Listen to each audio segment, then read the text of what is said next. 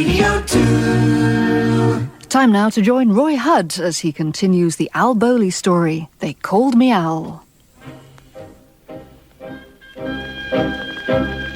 Once in khaki suits, why gee, we look swell, full of that Yankee doodly down. 500,000 boots went slogging through hell, and I was a kid with a drum. Say, don't you remember, they called me Al. Why, it was Al all the time. Why, don't you remember, I'm your pal, buddy. Can you spare a dime? Hello, folks, and welcome to part 4 of the Al Bowley story.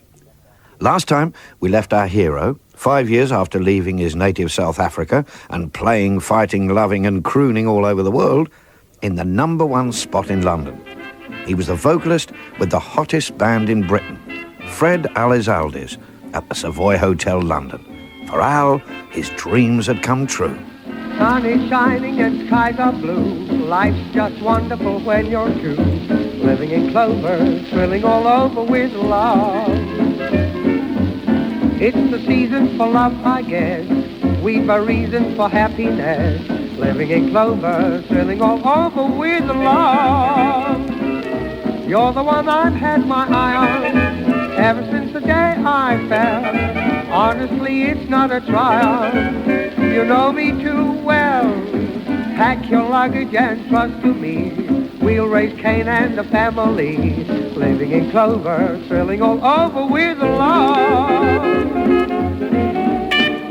Yes, in July 1928, Al really was living in Clover, a regular gig with the best musicians in Britain. The band had a summer break, so they played a 3-month season on the continent, following groups like the Paul Whiteman Orchestra and Fred Waring's Pennsylvanians. They scored heavily, and then returned to the Savoy, where they didn't.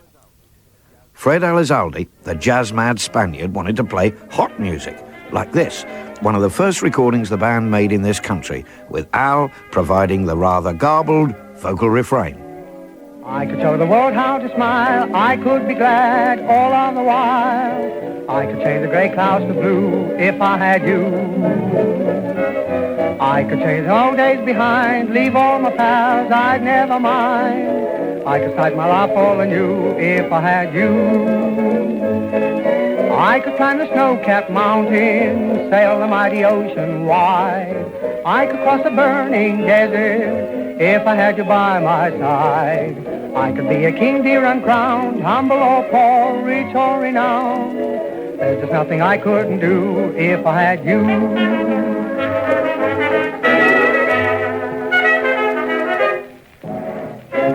Fred Elizalde and Al in 1928. If I had you, it just made it, didn't it?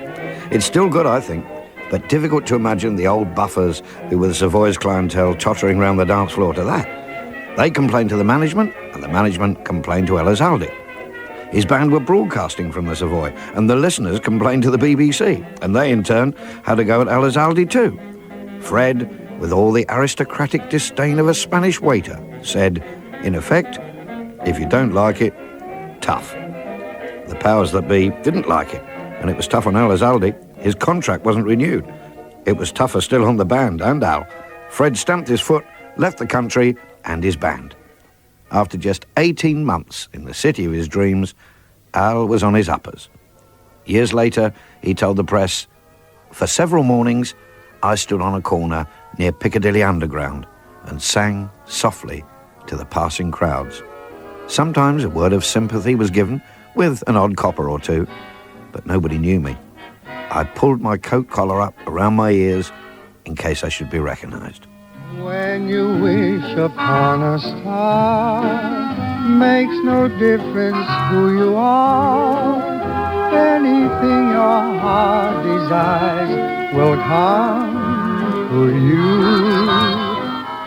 If your heart is in your dream, no request is too extreme. When you wish upon a star as dreamers do. Fate is kind. She brings to those who love the sweet fulfillment of their secret longing. Like a bolt out of the blue, fate steps in and sees you through. When you wish upon a star, your dreams come true. Dark days for Al. But his old oppo, the man who'd brought him to England in the first place, the guitarist Len Phillis, came to his rescue. Len made records, and he got Al involved in the small group sessions. They were mostly, because Len was a great player of the Hawaiian guitar, pseudo-Hawaiian pieces.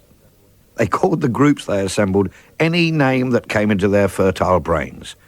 Lynn Milford and his Hawaiian Singers, the Honolulu Serenaders, the Phantom Players, the Brooklyn Broadcasters, Al Vocal and his Crooners, the Hawaiian Octet, Earl Melville and his Hawaiians, the Palm Beach Hawaiians, even Ferracino's Hawaiian Band. Night and dew and blue Hawaii, the night is heavenly, and you are heaven to me.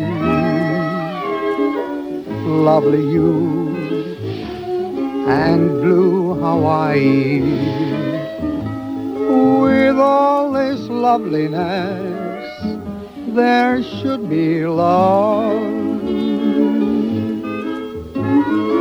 Come with me while the moon is on the sea. The night is young, and so are we. Dreams come true in blue Hawaii, and mine could all come true this magic night of nights with you.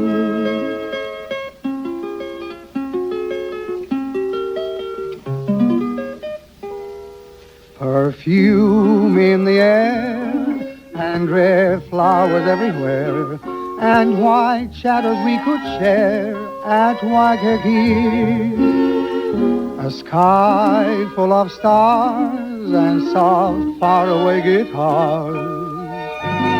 It seems to be only a reverie. Night and you and blue Hawaii, the night is heavenly, and you are heaven to me. Lovely you and blue Hawaii, with all this loveliness, there should be love. Come with me while the moon is on the sea. The night is young, and so are we. Dreams come true in blue Hawaii, and mine could all come true this magic night of nights with you.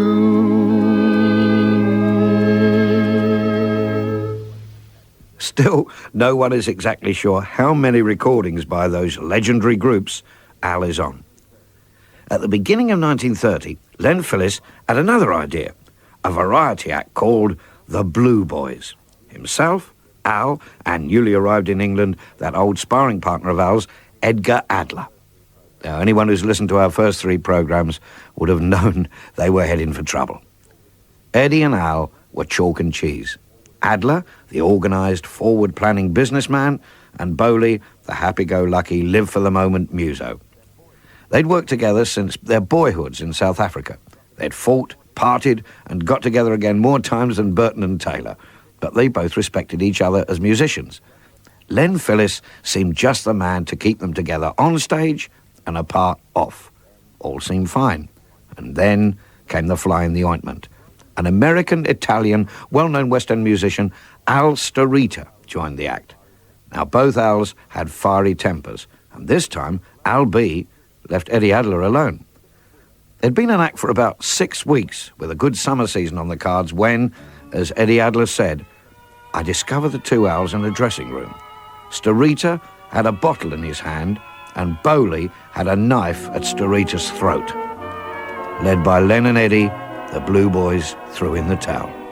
You whispered low, I love you so, but now I know the show is over.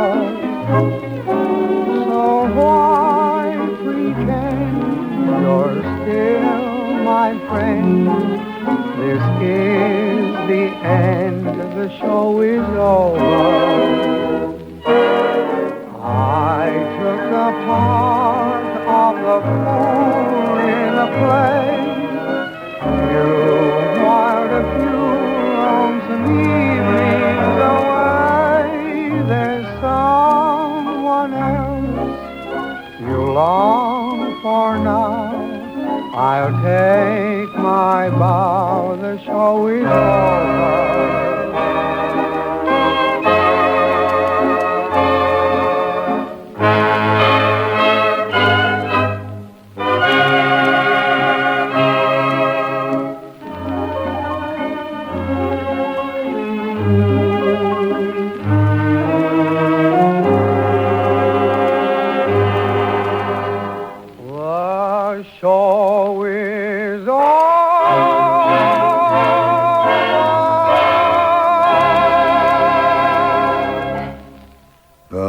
Oh dear, he'd done it again. There was no permanent gig for Bowley. Loyal Len Phillips used Al on records, not only because he thought Al was terrific, but I suppose as there was no editing in those days, all the recordings were done in one take, Len figured Al wouldn't be with the musicians long enough to start a fight. His recording work blossomed, and it was in the HMV studios that he went and worked with the house band, the New Mayfair Dance Orchestra. The leader was Ray Noble, and so began perhaps the most productive coupling ever in the world of 30s popular music. More, much more, of which later. Al, though, was still a freelance, picking up the odd £3 a session from whichever band leader nodded in his direction. He needed a regular payday, and in the spring of 1931, he got it, with an American band leader, Roy Fox.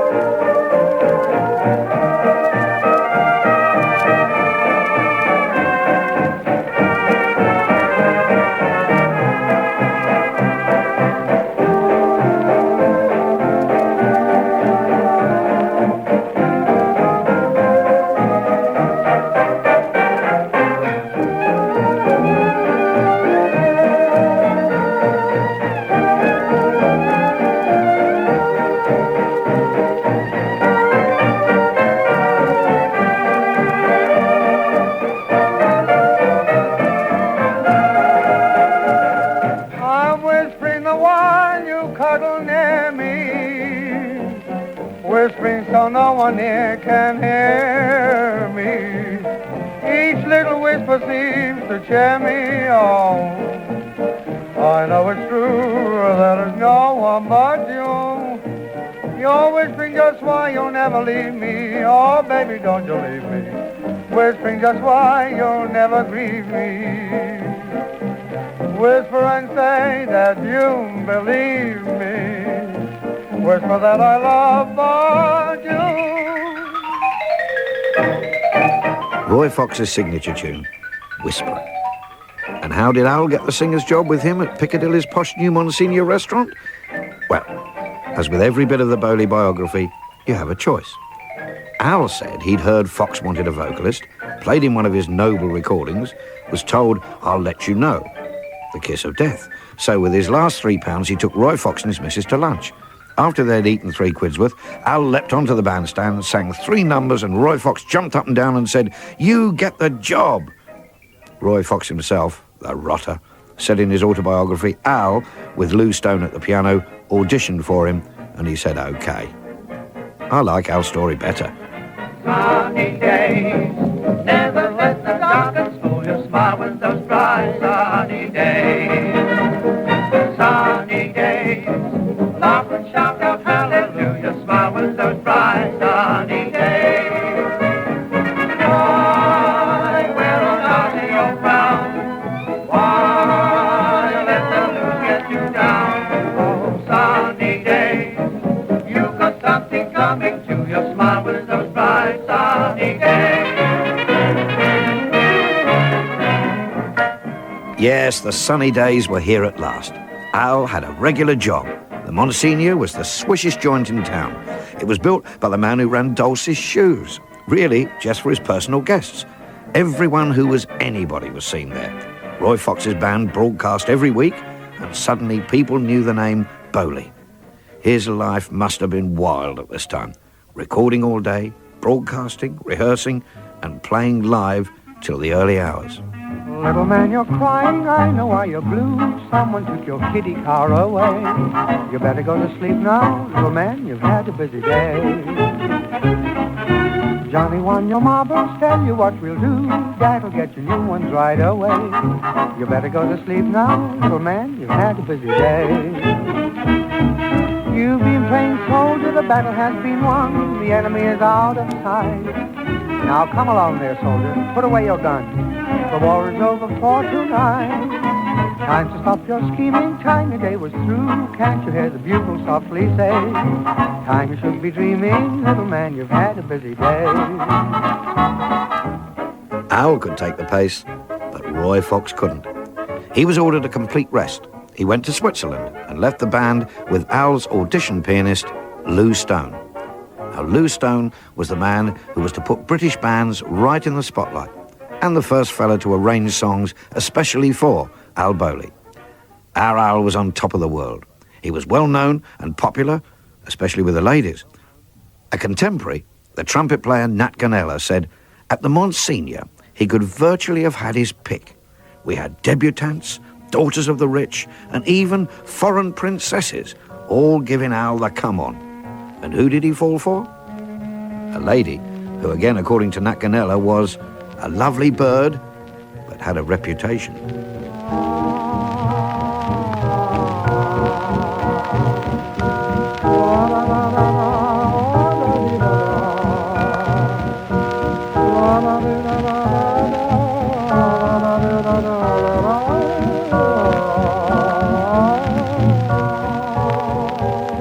Al's first wife was Frida Roberts.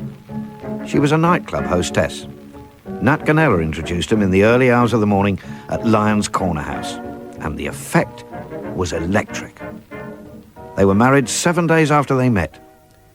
3 weeks later, it was all over. Al came home from work to find Frida entertaining another man. Doggone it, I'm mad. Who walks in when I walk out? And who gives you that hidey-hi, baby? Who's that who's got me jealous of you? Who walks in when I walk out? Come tell me now. Don't you know you're my baby? Who's that who's got me very worried, too? Yeah, badly. When we kiss, I kind of miss that something that used to be. 'Cause every day while I'm away, I know you're going uptown when I'm out of town. Now, who walks in when I walk out? And who gives you that hidey-hi, baby? Who's that who's got me awfully jealous? The dog. Who walks in when I walk out? It seemed as if almost anyone could. Al turned on his heel and disappeared from Frida's life. But she didn't disappear from his. She'd appear in front of the bandstand when he was singing, dancing round the floor with a very nice gentleman. Oh dear, difficult for Mr. Bowley. Tonight, I mustn't think of her. Music, maestro, please. Tonight I must forget how much I need her. So, Mr. Leader, play your lilting melodies ragtime, jazz time, swing, any old thing to help me ease the pain that solitude can bring. She used to like waltzes, so please don't play a waltz. She danced divinely, and I loved her so. But there I go tonight, I mustn't think of her, no more memories. Swing on tonight, I must forget. Music, maestro, please.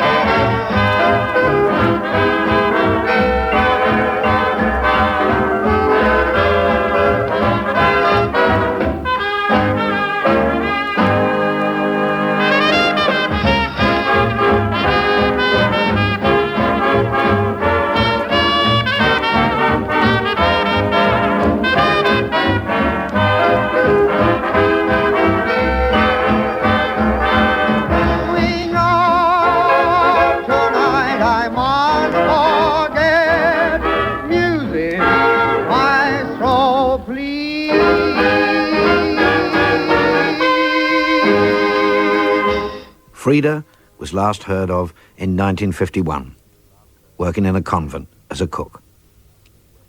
Dr. Music was the one who got Frida out of Al's head, and Lou Stone and his band dispensed the prescription. Musically, he was busier than ever, live in the West End clubs, recording, broadcasting, and playing weeks in variety from the Palladium to every #1 theatre in the country. Of these variety stints, the press said the hit of the evening was, of course, Al Bowley. When Al Bowley came on, the place was in an uproar. He was the high spot of the show. Al Bowley has no peer among British crooners. More people thrilled to his voice than Mussolini's and Hitler's put together. Eventually, Val Parnell put Al, with Moni Alita on the piano, as top of the bill at the Holborn Empire. A melody maker was there.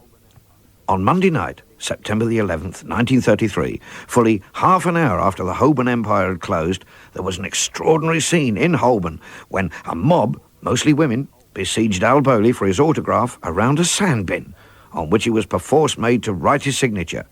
He had just enjoyed a personal triumph on the stage, where he appeared for the first time as a solo variety artiste.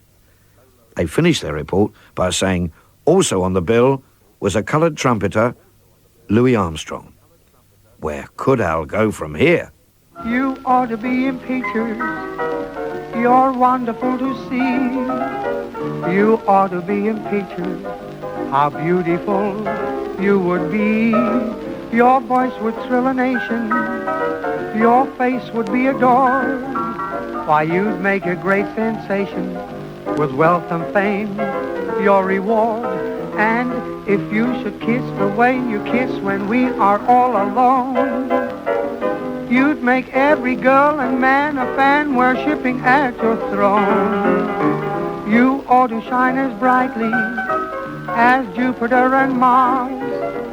You ought to be in pictures, my star of stars. Several highly respected critics said Al ought to be in pictures.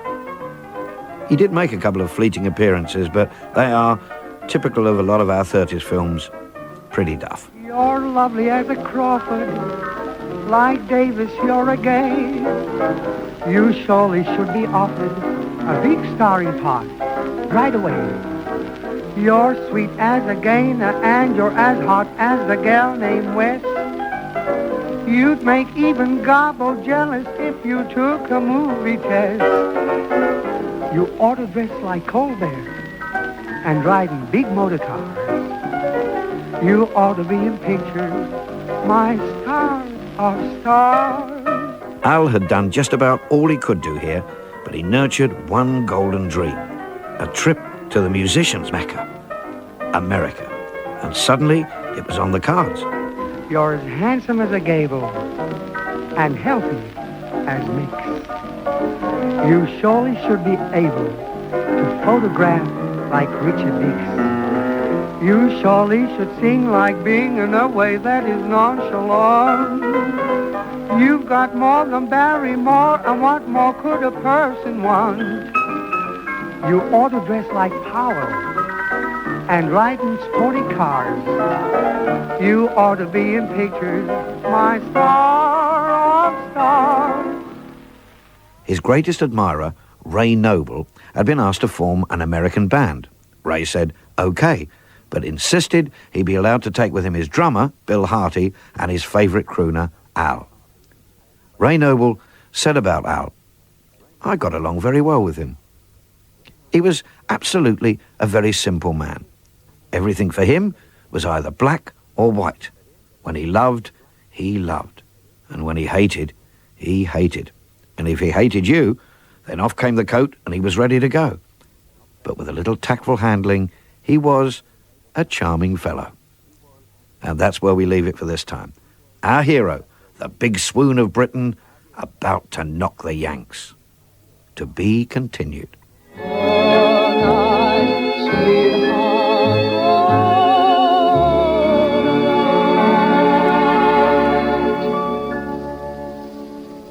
And Roy Hudd will be back with part 5 of They Call Me Al next week at 4 o'clock. The programme was produced by Alison Toohey. Now, if Al